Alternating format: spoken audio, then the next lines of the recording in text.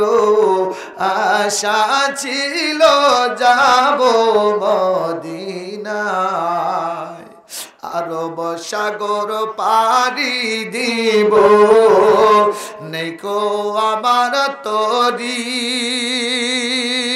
পাখি নই যে উড়ে যাব ডানাতে ভর করি আশায় আছে সম্বল নাই করি কি উপায়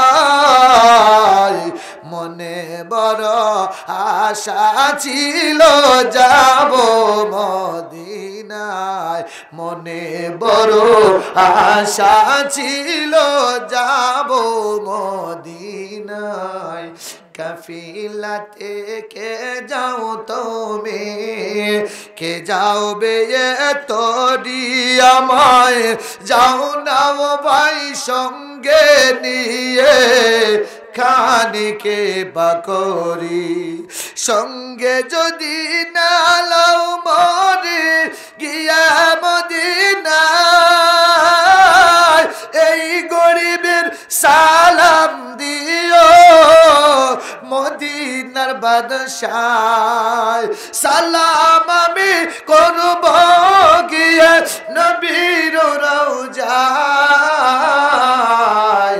মনে বড় আশা ছিল যাব মদিনা হযরত জুলকারনাইন কে আল্লাহ পাক রব্বুল আলামিন সারা পৃথিবীর বাদশাহী দিয়েছিলেন আল্লাহ পাক 4 জনকে দুনিয়ার বাদশাহী দিয়েছিলেন তার মধ্যে 2 জন ছিল মুসলমান আর 2 জন ছিল বেঈমান কাফের জুলকারনাইন ছিলেন মুসলমান মারহাবা কর এরপরে নমরুদ এটাকে মুসলমান না বেঈমান কথা কয় না নমরুদের মতো নমরুদ 1000 বছর রাজত্ব করেছে কত বছর 1000 বছর রাজত্ব করেছে যেই নমরুদ আল্লাহর সাথে যুদ্ধ করার জন্য উপরের দিকে তীর নিক্ষেপ করেছিল এই নমরুদকে সাইজ করার জন্য আমার আল্লাহ পাক রব্বুল আলামিনের বেশি কিছু লাগে নাই আমার আল্লাহ পাক রব্বুল আলামিনের কাছে সামান্য একটা ল্যাংড়া মশাই যথেষ্ট ছিল কথা বলেন ঠিক কিনা সম্মানিত হাজিরিন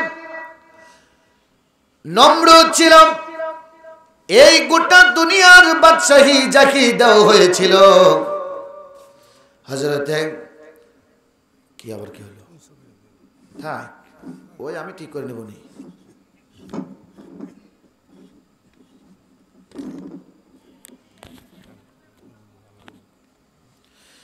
সম্মানিত হাজিরিন হযরত সুলাইমান আলাইহিস সালাতু ওয়াস সালাম কে আল্লাহ পাক রব্বুল আলামিন গোটা দুনিয়ার বাদশাহী দিয়েছিলেন মারহাবা কোন আর জোরে কোন মারহাবা এই দুনিয়াতে 4 জন মতান্তরে 8 জন মানুষ মিথ্যা নবী দাবি করেছিল তার মধ্যে 2 জন ছিল মহিলা আর একটা বর্ণনায় পাওয়া যায় 4 জন ছিল মহিলা মহিলারা কি ইমামতি করতে পারে কথা হয় না পারে মহিলারা কি ইমামতি করতে পারে তো মহিলারা যদি নবী দাবি করে এটা মানা যায় সম্মানিত হাজিরিন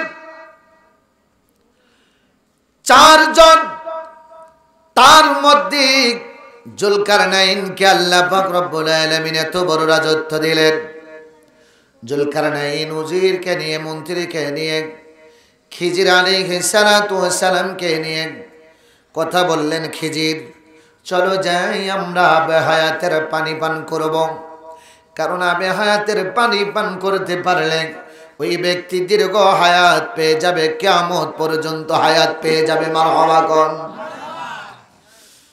জুলকারনাইন তিনি রওনা দিলেন এই জুলকারনাইন ছিলেন হযরত ইব্রাহিম আলাইহিস সালাতু ওয়াস সালামের সময়কার ইব্রাহিম আলাইহিস সালাতু ওয়াস সালামের হাতে হাত দিয়ে কালেমা পড়ে মুসলমান হয় মারহাবা কোন জুলকারনাইন আলোচনা করলেন করার পরে খিজির আলাইহিস সালাতু ওয়াস সালাম বললেন ঠিক আছে চলেন। দল বল সহ রওনা দিলেন।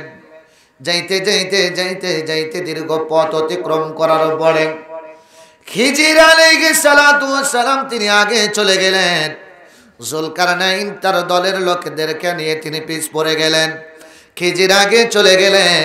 যাওয়ার পরে আগে যাইতে যাইতে একটা জায়গায় অবস্থান করলেন। যেই জায়গায় যাওয়ার সাথে সাথে খিজির আলাইহিস সালাতু ওয়াস সালাম পাইলেন আবে হায়াতের পানি। তিনি একা একা পান করলেন।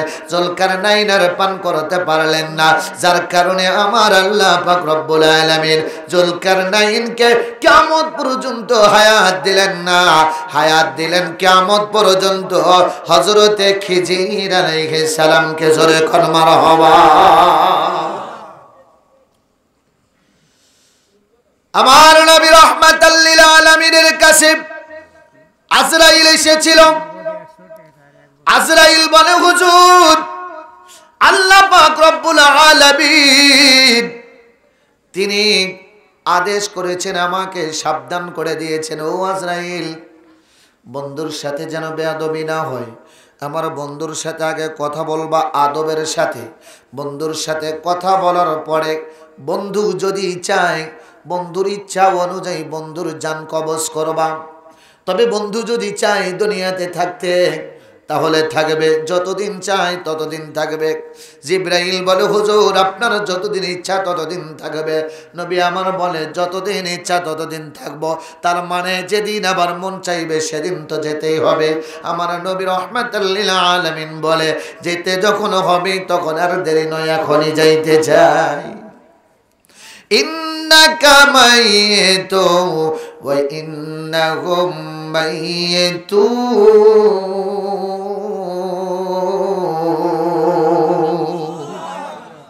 আল্লাহ সুবহানাহু ওয়া তাআলা বলেন নবী গো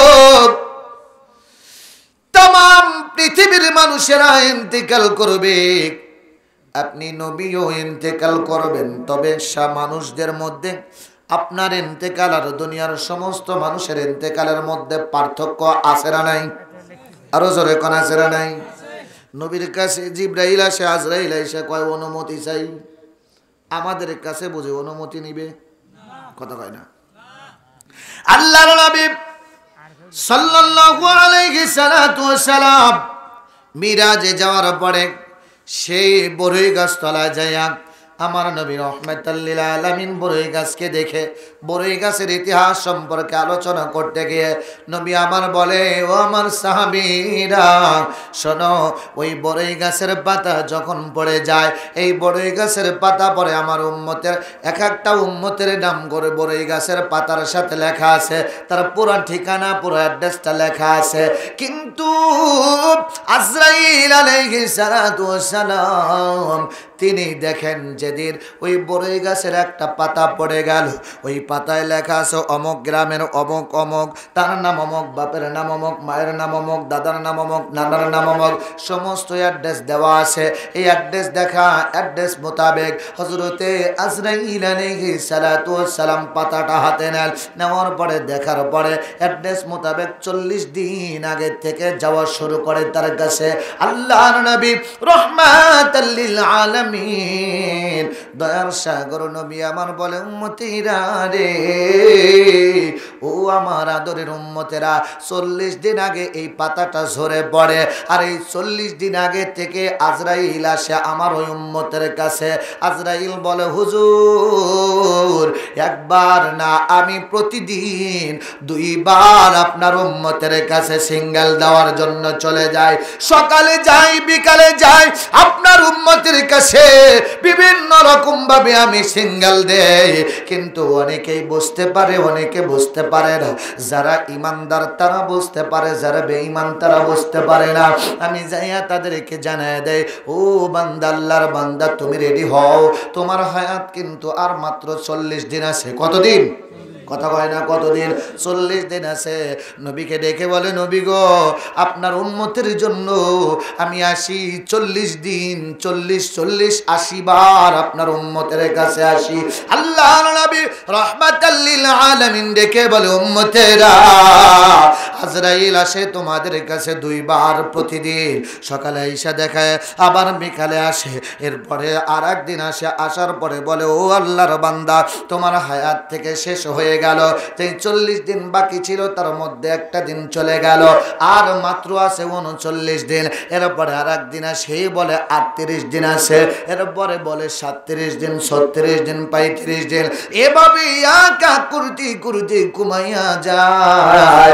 যখন হায়াত থেকে এক একটা করে দিন চলে যায়, আজরাইল বলে, আল্লাহর বান্দা, এখনো সময় আছে, তওবা করে নাও। যদি তওবা করতে পারো, আমার আল্লাহ পাক রব্বুল আলামিন তওবা কবুল করে নেবে। জোরে কোন মারহাবা। নবীজির কাছে আজরাইল আসলেন। নবীজি জিবরাইলকে বলে, ও জিবরাইল, আমি চলে যাব, আমার উম্মতের কি হবে?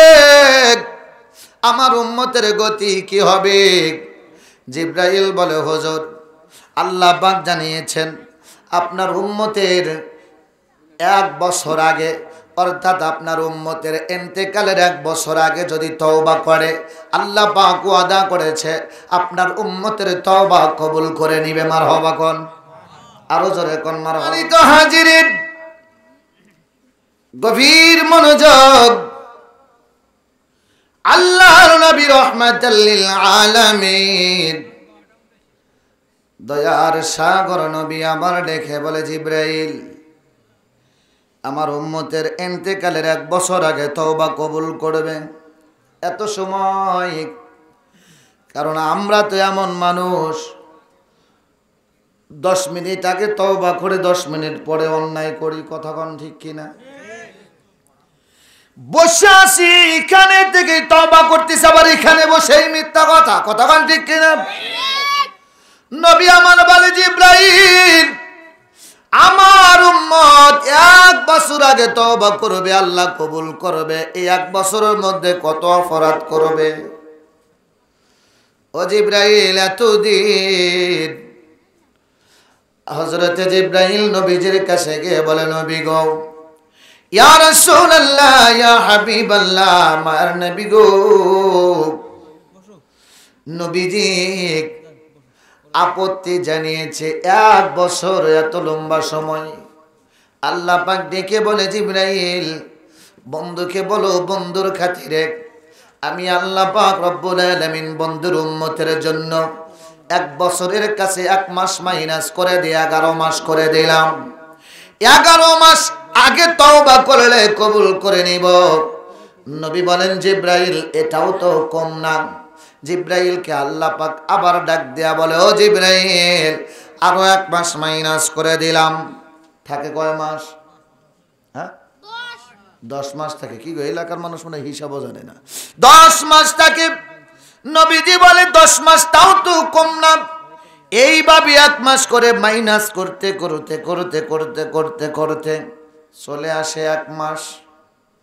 জিবরাইল কয়, হুজুর, 11 মাস মাইনাস করে দিয়ে বাকি রইল 1টা মাস। 1 মাস আগে তওবা করলে আপনার উম্মতের তওবা আল্লাহ পাক কবুল করে নেবে।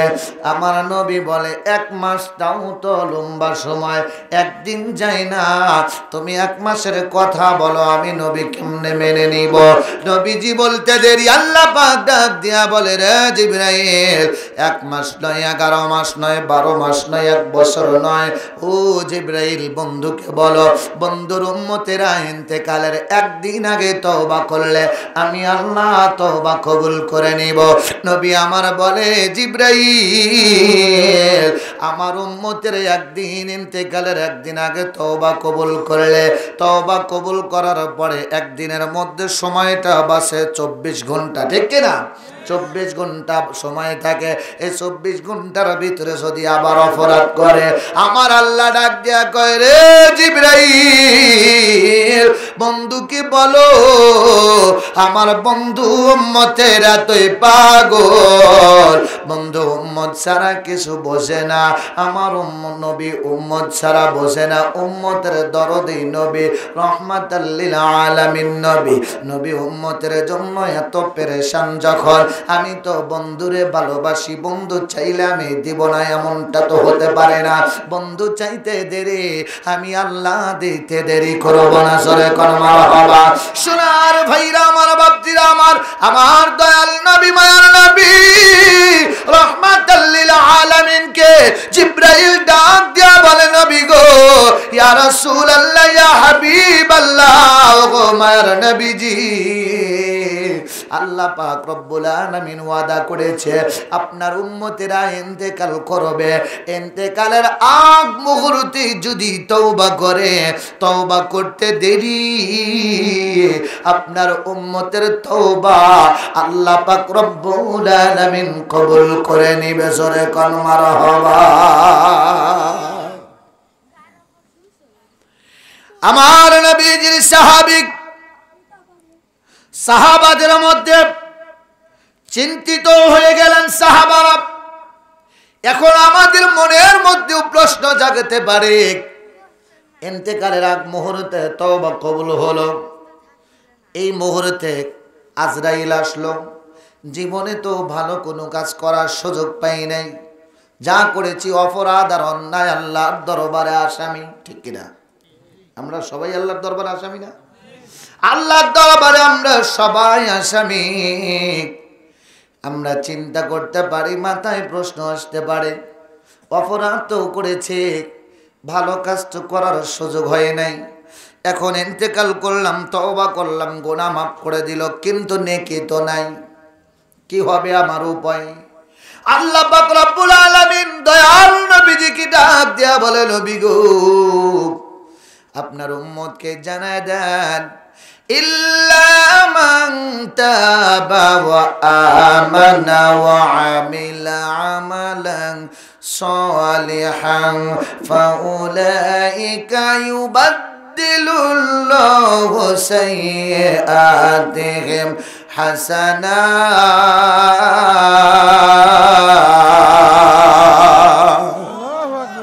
আল্লাহ সুবহানাহু ওয়া তাআলা বলেন, দুনিয়ার মানুষেরা, তোমরা যদি মানো, তওবা করো, ভালো কাজ করো, আমি আল্লাহ তোমাদের তওবা কবুল করে নিব।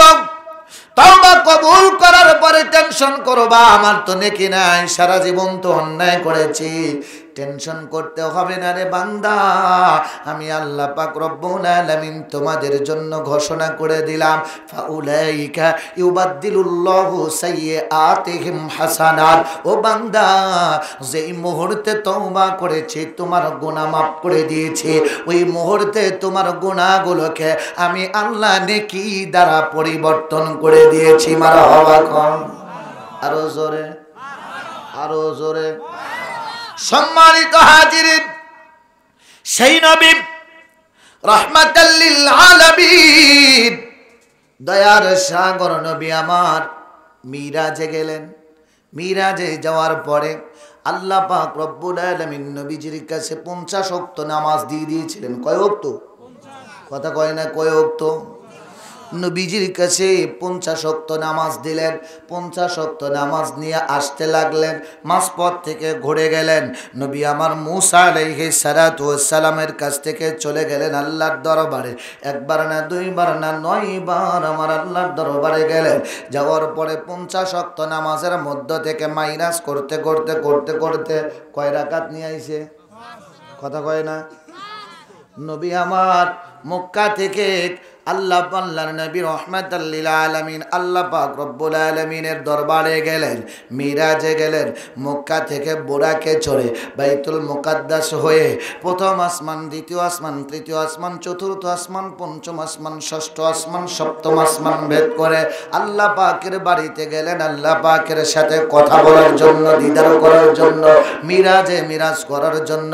আমরা জানি নবী যাওয়ার সময় আমার নবীজি বোরাকে গিয়েছে, এরপরে আবার আসে উপরুদ্ধ জগতে যাওয়ার পরে সিদরাতুল মুনতাহা থেকে বোরাক বাদ দিয়ে আমার নবী রব নিয়ে আল্লাহর দরবারে গিয়েছে। কথা বলেন ঠিক কিনা? কিন্তু সোনার ভাইরা আমার, বাপজিরা আমার, যদি আপনারা সুযোগ দেন তাহলে আমি আলোচনার মধ্যে একটু টাচ দিয়ে যাব। নবী আমার শুধু দুইটা জিনিস নিয়ে যান নাই, মিরাজে যাওয়ার জন্য পাঁচটা। কয়টা জিনিস? আরো জোরে। এতদিন কয়টা শুনছি? হ্যাঁ, কথা কয় না। এতদিন কয়টা শুনছি? দুইটা, বোরাক আর রব। আলোচনা করব আজকে। এরপরে সব হুজুররা ওয়াজ করলো, মিরাজের ওয়াজ করতে করতে ওয়াজ শেষ করে দেয়। মিরাজে গেল বোরাকে, রফে, ঠিক কিনা? কিন্তু যাওয়ার সময় গেল বোরাকে আর রফে, আসার সময় কিসে আইছে? কথা কয় না।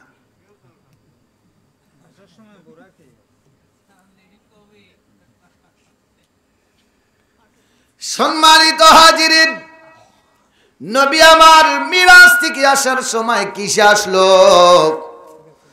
আলোচনা কেউ করে না। যদি সময় দেন, আল্লাহ যদি তৌফিক দান করে, আলোচনা করব ইনশাআল্লাহ। কি থাকবেন তো না চলে যাবেন? হ্যাঁ, চলে যাবেন। কে কে হাত তোলেন তো দেখি। সোনার ভাইরা আমার, বাপজিরা আমার, গভীর মনোযোগ।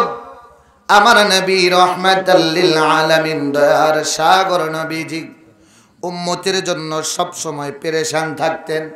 আমার উম্মতের মুক্তি হবে কেমনে? আমার উম্মত কোনটা করবে, কোনটা করলে মুক্তি পাবে, কোনটা করলে গুনাহ মাফ পাবে। সোনার ভাইরা আমার, বাপজিরা আমার, আবার আল্লাহ পাক রব্বুল আলামিন এত সুন্দর করে বলে দিয়েছে, যেমন বলেছে আমি তাদের গুনাহকে পরিবর্তন করে আমি নেকি বানায়া দিব। সুবহানাল্লাহ বলেন। আবার আমার নবীজির ব্যাপারে আল্লাহ পাক রব্বুল আলামিন বলেন, বন্ধু কিয়ামতের দিন আপনি সুপারিশ করবেন উম্মতের জন্য, উম্মতদেরকে সুপারিশ করবেন। আমার নবী রাহমাতাল লিল আলামিন কে আল্লাহ পাক রব্বুল আলামিন আবার ডাক দিয়ে বললেন, নবী গো, ফামা তানফাউহুম শাফাআতুশ শাফিঈন। ও বন্ধু, তারা কোনো সুপারিশকারী পাবে না। আপনাকে সুপারিশ করার পারমিশন দেওয়া হবে, আপনাকে সুপারিশ করার পাওয়ার দেওয়া হবে, আপনি সুপারিশ করবেন। কিন্তু চার শ্রেণীর মানুষকে আল্লাহ পাক রব্বুল আলামিন সুপারিশ করার মতো কোনো সুযোগ দিবেন না। সুপারিশ পাওয়ার মতো কোনো সুযোগ চার শ্রেণীর মানুষের থাকবে না। এই দুনিয়াতে আমরা সবাই জান্নাতে যাওয়ার আশা করি, সবাই আমরা জান্নাতে যাওয়ার জন্য পেরেশান, কিন্তু আমলের বেলায় ফসাফস, ঠিক কিনা?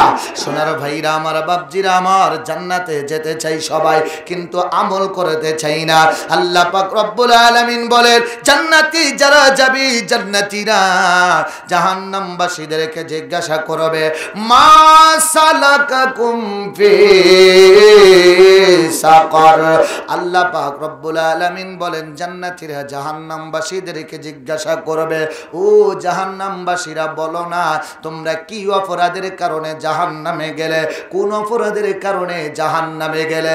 দুনিয়াতে একসাথে আমরা চলেছি, একসাথে রাজনীতির মঞ্চে থেকেছি, একসাথে আমরা চলাফেরা করেছি, শাসলে গিয়েছি, ব্যবসা বাণিজ্য করেছি, অফিস আদালতে চাকরি করেছি, খেতে খামারে কাজ করেছি একসাথে, আড্ডায়ও গিয়েছি একসাথে, সবই করেছি একসাথে। কিন্তু আজকে তোমরা জাহান্নামে, আমরা জান্নাতে, কারণটা কি বলো তো? তারা বলবে একটা না, দুইটা না, চারটা কারণে আমরা জাহান্নামে এসেছি। এক নম্বরে তারা বলবে, ক্বালু লাম নাকু মিনাল মুসাল্লিন।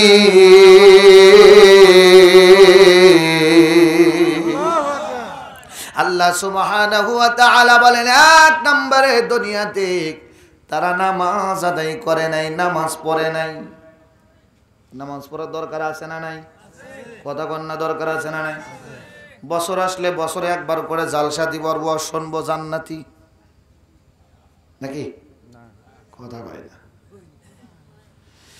বছর শেষে একবার করে জালসা দিলেই হবে না, প্রতিদিন নামাজের জন্য নামাজের হুকুম আছে, নামাজ আদায় করতে হবে।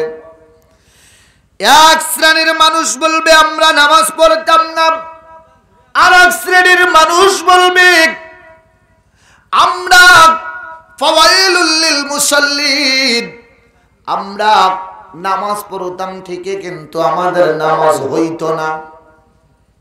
নামাজ পড়তাম ঠিকই কিন্তু নামাজ হইতো না। মসজিদের বাইরে সুদ খায়, নামাজে দাঁড়াইয়া সুদের হিসাব করে, আছে না নাই?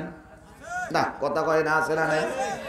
মসজিদের বাইরে ঘুষ খায়, মসজিদে যায় হিসাব করে, ঘুষ কয় টাকা পাইলাম, কয় টাকা থাকলো, কথা কয় না। সম্মানিত হাজিরিন, মসজিদের বাইরে অন্যায় করে, মসজিদের ভিতরে ভালো কাজ করে। মসজিদের বাইরে দেখা যায় মসজিদের কমিটি হয়েছে, এ মসজিদের কমিটি ভালো, মসজিদের কমিটি হয়েছে, এখন মসজিদের টাকা পয়সা সব নিজের ব্যাংকে, আছে না নাই? কথা কন, আছে না নাই? সোনার ভাইরা আমার, বাপজিরা আমার, কথাগুলো এমনটা বলার উদ্দেশ্য নয়, একটু টাচ দিয়ে যায়, পায়ে হাত দিয়ে অনুরোধ করে যাব, আলোচনার মধ্য থেকে যদি একটু নিজেকে পরিবর্তন করতে পারেন, হতে পারে এই আজকের মাহফিল আমার আপনার জীবনের শেষ মাহফিল। সোনার ভাইরা, এই মাহফিল থেকে একটা কথা যদি নিজের জীবনে সেটিং করে নিতে পারে, নিজের জীবনে বাস্তবায়ন করতে পারে, এই একটা কথা, একটা আমল আমার জীবনটাকে চেঞ্জ করে দিবে। এই একটা আমলই আমাকে জান্নাত পর্যন্ত পৌঁছায় দিবে। জোরে কোন ঠিক কিনা? সোনার ভাইরা আমার, বাপজিরা আমার, গভীর মনোযোগ।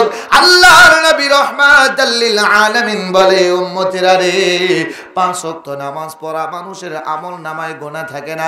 5 ওয়াক্ত নামাজ পড়লে শরীর থেকে গুনাহগুলো সরে যায়, আমল নামা থেকে গুনাহগুলো সরে যায়, গুনাহ থাকে না, গুনাহগুলো থাকে না, নেকি দ্বারা ভরপুর হয়ে যায়।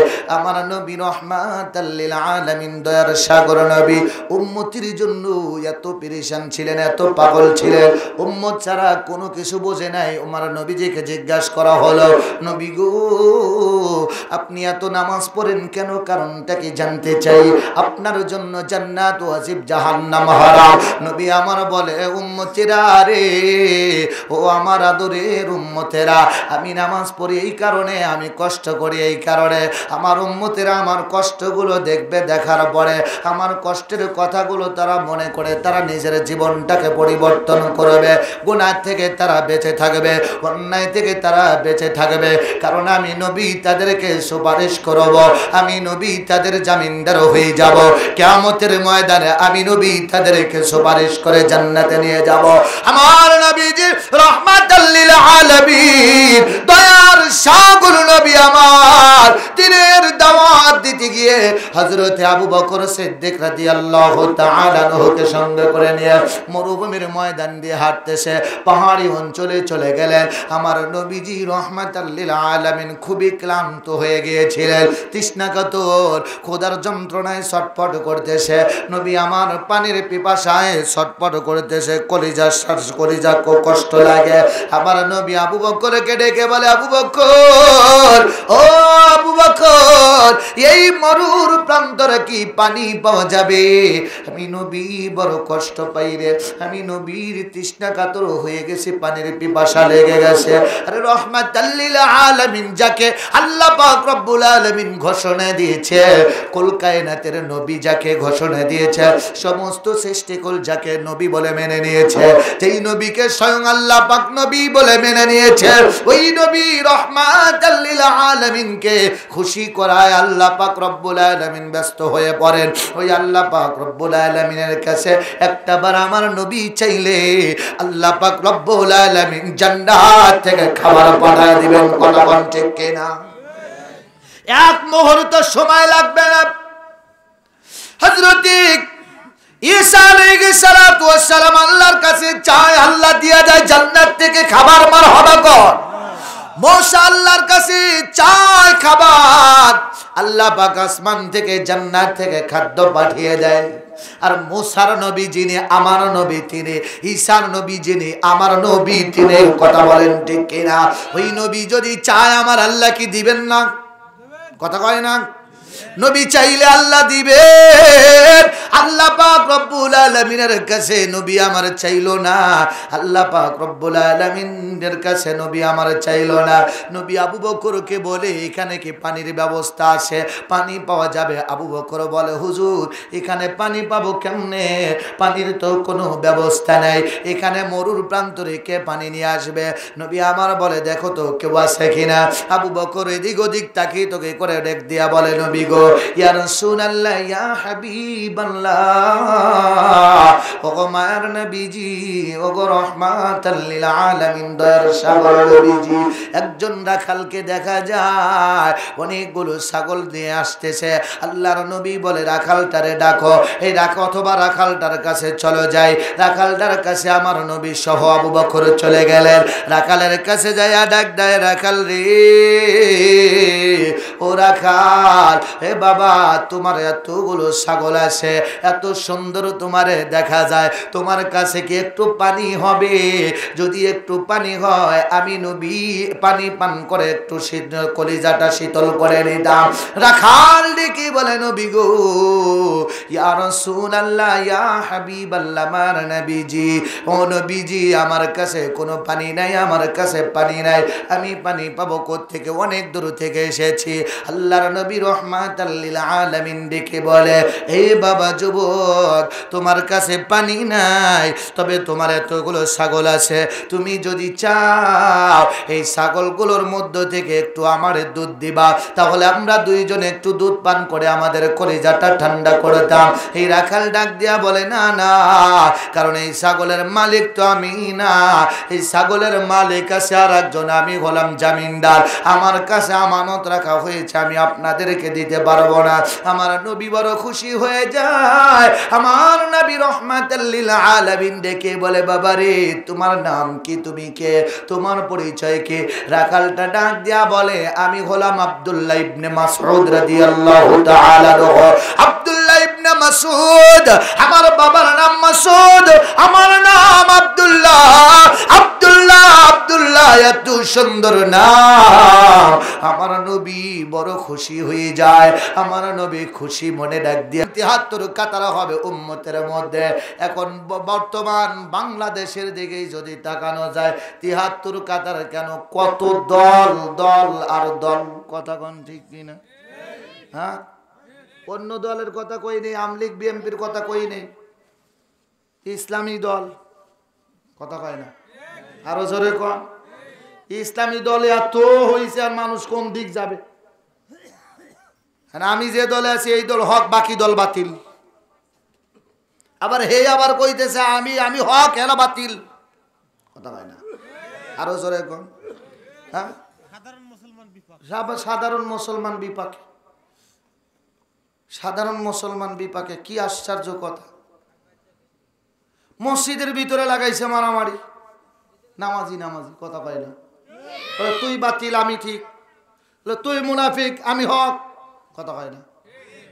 একজন আর একজন রে কয় তুই মুনাফিক আমি হক, ওই কয় তুই মুনাফিক আমি হক। শান্ত সুষ্ঠু একটা দল ছিল তাবলিগ জামাত নাকি, কথা কয় না। মারামারি করে না, মানে মারামারি টারামারি এরা পছন্দ করে না, ঠান্ডা একদম ঠান্ডা নাকি, কথা কথা কয় না, কথা কয় না, ঠিক কিনা? ইস্তেমার ময়দানে মরছে না দুই একজন, কথা কয় না, মরছে না। এখন এই দলও কয় তোরা মুনাফিক আমরা হক, হেরা কয় তোরা মুনাফিক আমরা হক। যাবেন কোন দিকে? অথচ আমরা কিন্তু এই দেশ কিন্তু স্বাধীন দেশ, ঠিক কিনা, কথা কয় না। এই যদি হয় স্বাধীন দেশের অবস্থা, এই স্বাধীন দেশ কিভাবে বলবো ভাই? স্বাধীন তো ওই সময়, এই কোরআন শরীফটা দেন, স্বাধীন তো ওই সময় বলতে পারতাম যেই সময় এই দেশে 98 বা 96% মুসলমানের দেশে যদি কোরআন নিরাপদ থাকতো। কথা কই না? আরো জোরে কোন? এই দেশে যদি মসজিদগুলো যদি নিরাপদ থাকতো বুঝতাম। মুসলমান মারামারি কেন? তো এই জন্য আমি বলি ভাই, দেশ স্বাধীন হয়েছে কিন্তু মুসলমানরা এখনো স্বাধীনতা পায়নি, কোরআন স্বাধীনতা এখনো বাংলাদেশে পায়নি। যদি পাইতো তাহলে টুপিওয়ালা মারামারি হইতো না। আর এই মারামারি করার কারণে একটাই, সেটা হলো মুই কি হনুরে হামসনি মান ডাঙ্গড়ি, আমি বড়, আমার চাইতে বড় কেউ নাই, আমি হক, আমি ছাড়া কেউ হক নাই। কথা কয় না? আরো জোরে কোন ঠিক কিনা? প্রত্যেকটা জায়গায় ঢুকে পড়েছে। বলবেন হুজুর আপনার এই কথা বলার জন্য আনা হয় নাই, এগুলোই দরকার, সমাজ থেকে এগুলো দূর করতে হবে। আপনিও মুসলমান, আমিও মুসলমান। আল্লাহর নবী বলেন তোমরা ইহুদিদেরকে পর্যন্ত গালি দিতে পারবে না, কারণ ওদেরকে যদি গালি দাও ওরা উল্টা তোমার দিকে গালি দিবে। ওদের দেবদেবী নিয়ে গালি দিলে ওরা তোমার প্রভুকে, তোমার রবকে নিয়ে গালি দিবে। আমার নবী ইহুদিদেরকে গালি দিতে নিষেধ করে, আর আমরা একজন মুসলমান আর একজন মুসলমানকে মুনাফিক বানায় দেই। রিক্সাওয়ালা কয় তুই মুনাফিক, ও কয় তুই মুনাফিক। ফতুয়া পাইলো কই ভাই? ফতুয়া পাইলো কই? রিক্সাওয়ালা রিক্সা চালায়, কলম দিয়ে সই করতে পারে না, কলম ভেঙে যায়, নাম সই করতে পারে না, ভেঙে যায়। হে লেখে হুজুরদের পোস্টের কমেন্টে লেগে বলে তুই মুনাফিক, তুই কাফের। কথা কয় না। এদেশে আলেম থেকে লাভ কি? আলেমদের জায়গা আছে, সাধারণ মানুষগুলোই তো ফতুয়া দিচ্ছে। আলেমদের জায়গা কোথায়? আলেমদের তো ফতুয়া দেওয়ার দরকার নেই। তো যে দেশে আলেমদের ফতুয়া দেওয়ার দরকার নাই, আলেমদের প্রয়োজন নেই, সে দেশে আলেম হয়ে লাভ কি? সাধারণ মানুষই তো সব। আমরা সাধারণ মানুষ, আমরা বুঝি না। কথা কোন ঠিক কিনা? আমরা অত শত বুঝি না।